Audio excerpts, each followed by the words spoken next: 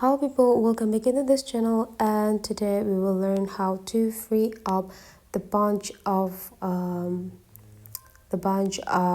space on your phone. So here I will let you do that without any application supported. So I'll only use the settings.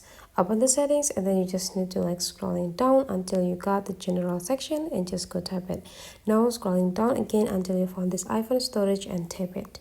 Now they will give you information about the storage on your phone. So I have 128 gigabyte storage from my phone, but then I already use 104 gigabyte of it, so means that I still have 14 gigabyte. It's quite a little amount for storage. If you want to get several space for edit or for adding the storage here, you just need to take a look on this recommendation.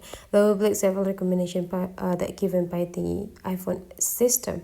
The first one, review your videos, so you can save up to 15 gigabyte by selecting the video to keep and to delete. And the next one is recently deleted album, means that you can delete permanently the media or the photo video that you just delete, because it will be kept by the phone until 30 days before it's permanently gone. You can just go delete it right away, so you will get almost 7 gigabyte for it. So you just need to type into the empty and confirm that you want to delete from this iPhone.